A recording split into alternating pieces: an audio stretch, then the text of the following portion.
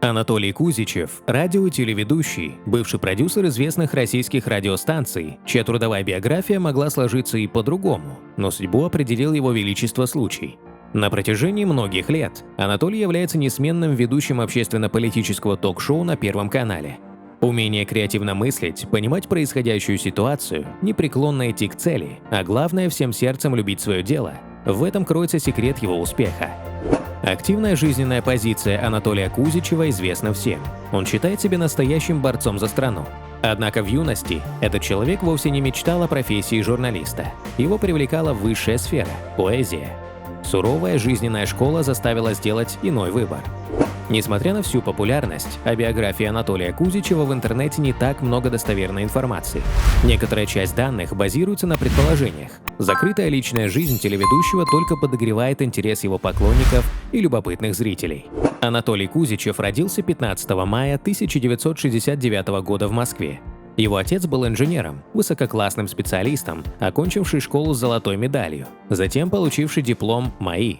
Родители считали, что их сыну следует обратить особое внимание на экономику, поэтому записали его в школу с углубленным изучением данного предмета. В школе талантливая, увлеченная преподавательница литературы и русского языка передала любовь к своему предмету многим ученикам. Среди них был и Анатолий. Будучи старшеклассником, он вместе со своими сверстниками стал организатором школьного литературного общества. Самыми любимыми поэтами юного Кузичева в тот период были Северянин, Бродский и Евтушенко. Анатолий не сомневался. Он и сам будет поэтом. Он не мыслил себя без поэзии. Но после школы его ждала служба в армии. Молодого человека отправили на флот. Ему было очень трудно перестроиться. Люди на корабле были практиками, материалистами, далекими от поэзии. Но со временем юноша осознал, что он слишком рафинирован, не приспособлен к обычной жизни. И эти крамольные мысли помогли ему в корне изменить себя. Трансформация пошла на пользу молодому человеку. Ко времени демобилизации он закалил свой характер, стал сильнее, увереннее в себе. Возвратившись в столицу, бывший матрос в течение 3 лет не мог определиться с родом своих занятий. Для начала он некоторое время поработал в должности электрика телецентра. Затем задался целью получить высшее образование. Анатолий стал студентом 2 вузов, поступил на строительный и социологический факультет. Но окончить выбранные факультеты ему не удалось. Однажды на глаза молодому человеку попалось интересное объявление. На станцию «Панорама» набирали диджеев. Неизвестное слово заинтриговало парня. В новой реальности уже не оставалось места для нудной профессии диктора. Его повсеместно меняли на креативного, дерзкого, современного радиоведущего. Кузичев отправился на кастинг. Он имел успех. На талантливого юношу сразу же обратили внимание. Однако приглашение на работу он получил только через месяц, когда все надежды на головокружительную карьеру развеялись. Анатолий мгновенно воспрял духом и с головой ушел в работу. Ежегодно он трудился над несколькими проектами, чужими и своими. Особенно удавалось Кузичеву воплощение собственных идей. Его неиссякаемому трудолюбию и творческой активности завидовали многие коллеги. Голос этого человека мы ежедневно слушали на волнах ностальжи, панорамы, радио Рокс. Новое тысячелетие стало знаковым для журналиста. Его пригласили работать на телевидении. Зрители хорошо запомнили передачи, где он был ведущим. Это «Доброе утро» на ОРТ, «День за днем» на канале ТВ-6. Но Кузичев не забывал и про радио. С 2004 года он стал работать в должности обозревателя станции «Эхо Москвы». Через 3 года его назначили программным директором радио «Маяк». Одновременно журналист запускал проект «Вести ФМ», после стал его продюсером. Известное шоу «Главрадио», которое выходило онлайн, также не обошлось без деятельного Кузичева. Поклонники журналиста очень сожалели, когда в 2014 году он попрощался с «Маяком». В эти годы послужной список Анатолия еще более расширился. Он занимал место генерального продюсера радиостанции «Коммерсант ФМ», был ведущим передач, где рассматривались злободневные национальные политические темы. Канал «Царьград ТВ» пригласил журналиста на новый проект. Им стала авторская программа ведущего «Радио Кузичева». Анатолий успешно совмещал работу на радио и телевидении. Не так давно Кузичев стал секретарем Российского союза журналистов. Кузичев не любит делиться подробностями своей личной жизни, дает о ней очень скупую информацию. В 1990 году Анатолий вступил в брак со своей бывшей одноклассницей Наташей. Она, в отличие от супруга, все-таки окончила Московский государственный университет и стала социологом. Через год после свадьбы у Кузичевых родилась дочка Оля.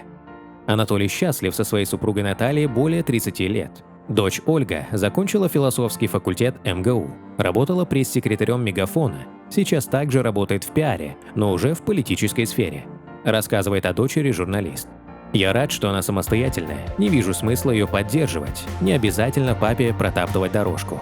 Жена не имеет никакого отношения к радио или телевидению. По словам Кузичева, любимая женщина на протяжении долгих лет поддерживает все начинания и является преданным фанатом его эфиров.